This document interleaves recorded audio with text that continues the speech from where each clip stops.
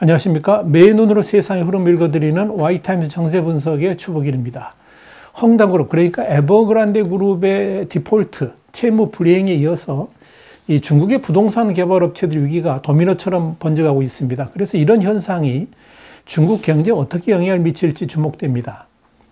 미국 시간으로 5일 CNBC와 블룸버그 등이 보도한 바에 따르면 국제신용평가사들이 중국 부동산 개발업체인 화양랜 홀딩스, 영어로는 판타지아 홀딩스라고 합니다만 이 회사하고 실리 홀딩스, 이건 시닉 홀딩스라고도 합니다. 근데 이 두 회사의 만기가 도래했는데 채권 이자를 제때 상환하지 못해가지고 디폴트 위기에 몰리게 됐다는 겁니다. 그래가지고 신용 등급을 하향 조정한 것으로 확인이 됐습니다. 국제신용평가사인 피치는 이 화양랜 홀딩스, 그러니까 판타지아의 신용 등급을 정크 수준인 CCC-로 낮췄고요. 스탠다드 & 푸어스, 그러니까 S&P도 지난달 29일 다가올 채권 지급 만기에 대해서 향후 몇 주간 구체적인 상환 계획을 내놓지 못할 것이라 그러면서 이 회사의 장기 신용 등급을 강한 투기 수준인 B에서 극심한 투기 수준인 CCC로 내렸습니다. 그리고 무디스도 이 판타지아의 신용 등급을 한 단계 낮춘 강한 투기를 뜻하는 B3로 매겼습니다. 화양랜 홀딩스, 그러니까 판타지아는 4일 홍콩 거래소 공시를 통해서 화양랜이 상환해야 되는 2억 570만 달러, 한 2,444억 원의 이자를 결국 상환하지 못했다라고 밝혔습니다. 또한 이 화양랜의 자회사인데요, 이 자산관리 업체인 컨트리 가든 서비스 홀딩스도 같은 날 만기가 도래한 1억 800만 달러, 한 1,283억 원의 대출도 상환하지 못해가지고 디폴트 가능성이 있다라고 밝혔습니다. 피치에 하면 이 화양랜 홀딩스, 그러니까 판타지아는 내년 말까지 19억 달러, 한 2조 2,598억 원에 해당되는 달러 채권, 그리고 64억 위안, 그러니까 한 1조 1,800억 원의 국내 채권을 상환해야만 합니다. 현재 이 화양랜은 역외 현금으로 한 2억 달러 정도를 보유하고 있는 것으로 알려졌는데, 그나마도 공개되지 않는 사모채권 상환에 자금의 절반을 투입해 버렸기 때문에 현재는 한 1억 달러 수준밖에 남아있지 않은 것으로 알려졌습니다. 화양랜 홀딩스, 그러니까 판타지아가 채무 불이행 위기에 몰리면서 이 회사의 채권 가격도 폭락했습니다. 채권 가격 정보 서비스인 트레이스에 따르면 12월 만기가 도래하는 화양랜 홀딩스의 이 6.95% 달러 표시 채권의 가격은 달러당 30센트 가까이 급락해가지고 38센트까지 내려갔습니다. 이뿐 아니라 국제신용평가회사들은 4일 실리 홀딩스도 디폴트 가능성이 있다 그러면서 관련 신용등급을 극심한 투기 수준인 CCC 플러스에서 디폴트 임박의 CC로 내렸습니다. 그러면서 강등 이유에 대해서 이 실리 홀딩스는 심각한 유동성 문제에 직면을 했고 이 부채 상환 능력이 거의 없다고 판단해서 등급을 낮췄다라고 설명했습니다. 앞서서 이 S&P는 실리 홀딩스가 오는 18일 만기가 도래한 이 2억 4,600만 달러, 한 2,920억 원에 달하는 달러 표시 채권을 상환하지 못할 가능성이 있다라고 지적한 바 있습니다. 그런데 말입니다. 이런 헝다그룹의 사실상 디폴트에 이어서 화양랜 홀딩스, 그러니까 판타지아라든지 실리 홀딩스까지 디폴트 우려가 커지고 있다는 것은 중국 부동산 업계 위험이 그만큼 높아졌다는 징후이기 때문에 여기에 대한 시장의 우려가 커지고 있는 겁니다. 블룸버그는 이와 관련해 가지고 세계에서 가장 부채가 많은 헝다가 중국 최대 구조조정의 하나가 될 수 있는 사안으로 위기에 빠졌고 더 넓은 시장의 위기를 전염시킬 수 있는 우려를 키우고 있다 그러면서 중국 부동산 부분이 받는 압박 신호가 확산되고 있다라고 지적했습니다.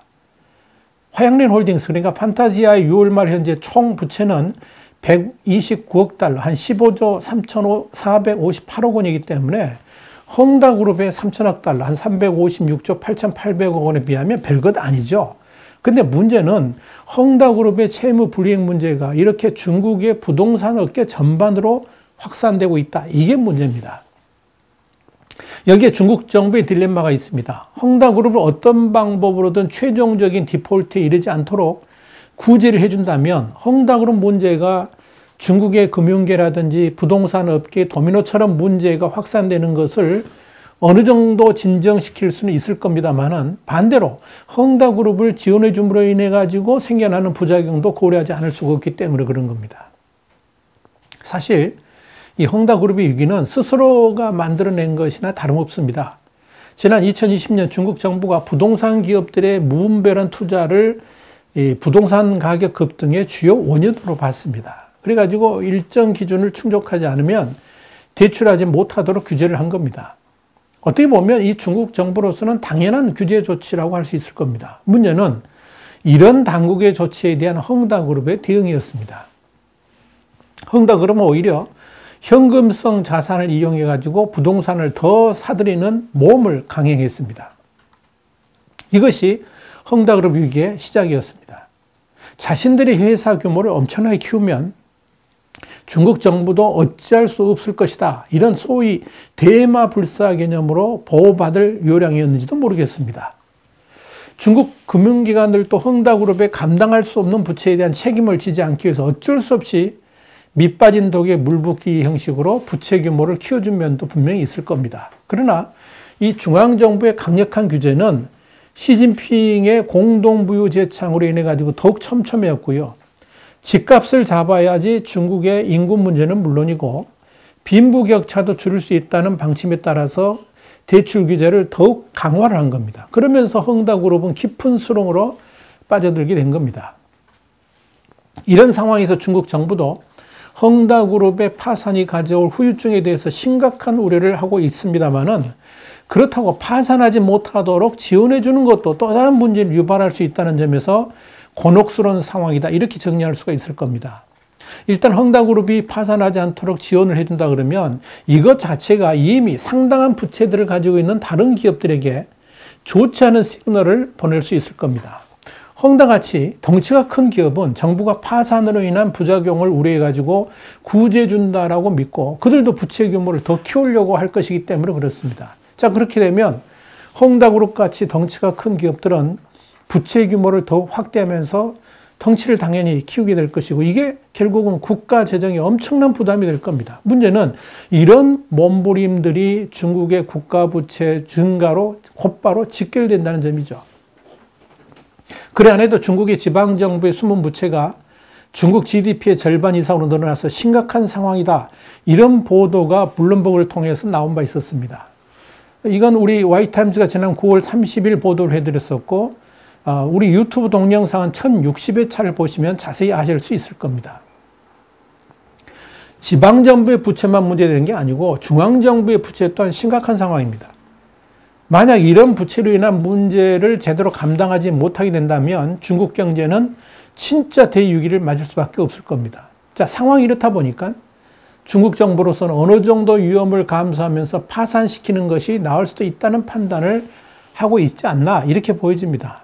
자, 문제는 이 과정에서 나타나게 될 후유증들입니다.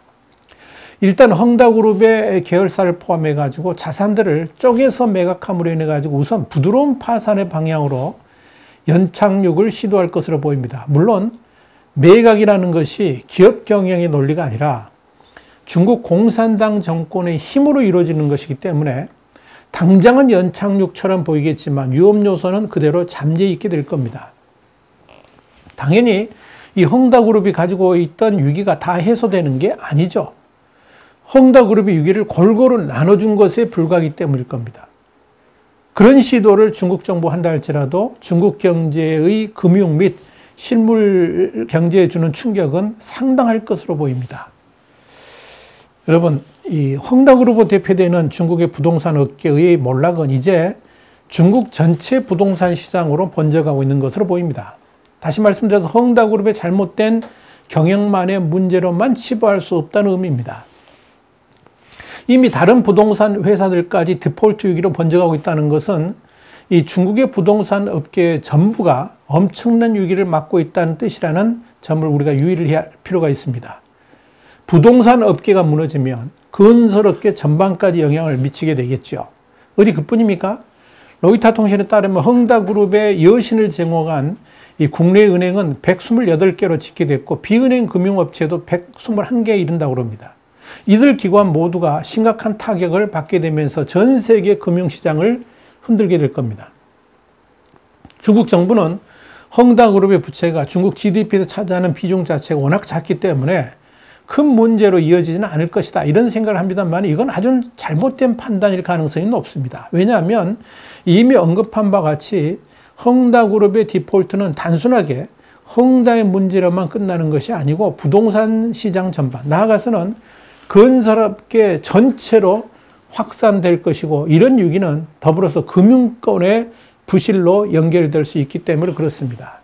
그래서 영국 파이낸셜 타임스도 헝다그룹의 운명이 중국 금융을 넘어서 국제 금융시장에도 파문을 일으킬 수 있다라고 평가했던 겁니다. 더더욱 우리가 주목해야 될 것은 중국의 건설업계 전반에 헝다그룹의 위기가 어떻게 영향을 끼칠 것인가 하는 점입니다.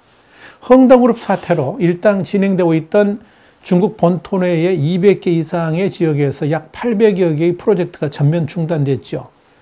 이 프로젝트들과 연관된 산업의 규모가 어느 정도일지는 상상이 안 갑니다. 또 헝다그룹에 투자를 했던 이들은 물론이고 헝다그룹의 아파트 등을 구매했던 이들에게 미칠 영향 또한 계산하기 어려울 겁니다.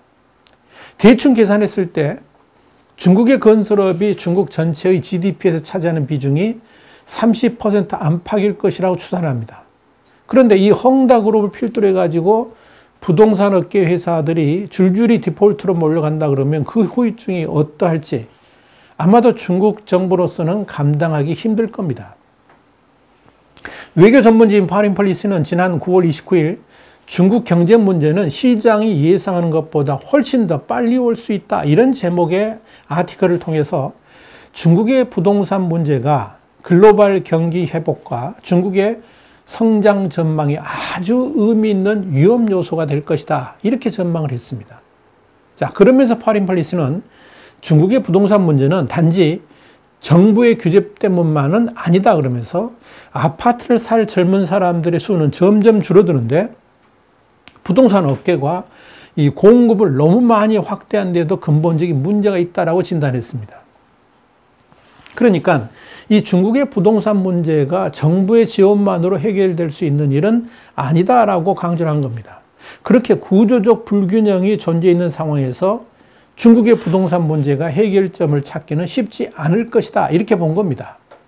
그런데 부동산 업계만 문제가 있는 것이 아닙니다. 부동산은 일반적으로 부채 산업이라고 할 수 있기 때문에 당연히 금융권에 기대어서 성장할 수밖에 없습니다. 그 말은 금융권 부채를 기반으로 해서 부동산 업계는 성장한다는 의미죠. 그런데 2008년 이후에 중국의 은행 규모는 거의 5배 이상 증가를 했고요. 자산도 41조 달러, 그러니까 4경 8,778조 원 이상 늘어났습니다. 이건 세계 총 경제 생산량의 절반에 해당됩니다. 그런데 그런 중국 은행의 대출 중에서 27%가량이 부동산 부문일 것으로 추정을 하고 있습니다. 자, 그렇다 그러면 이 부동산 부분의 디폴트가 당연히 이 중국 금융권의 신용 둔화로 이어질 가능성이 많다라고 봐야 될 겁니다. 이것이 바로 파린폴리스의 주장입니다. 미국의 월스트리트저널도 헝다그룹의 단기 부채가 중국의 예외환 보유고의 1% 수준으로 얼마든지 해결할 수 있다고 판단할 수 있을지 모르겠지만 헝다그룹 하나만으로 끝나지 않는다는데 근본적인 문제가 있다라고 진단했습니다. 그러면서 월스트리트저널은 중국 정부가 헝다그룹의 파산을 받아들여야 하는데 피해를 최소화하겠다면서 정부가 개입하게 되면 이건 또 다른 문제를 불러올 가능성이 많다 그랬습니다. 그러면서 이런 해법은 또 다른 좀비 회사를 만들 뿐이다, 이렇게 경고했습니다. 그러나 중국 정부는 헝다그룹이 무너지지 않도록 내두게 되면 수많은 시민들의 반발에 직면하게 될 것을 두려워하고 있다 그러면서 시진핑 3년임을 앞둔 중국 정부가 그래서 딜레마에 빠져 있다라고 진단했습니다. 이래저래 중국 정부는 지금 고민에 고민을 거듭하고 있습니다. 와이타임 정세 분석이었습니다. 다음 시간에 다시 뵙겠습니다. 감사합니다.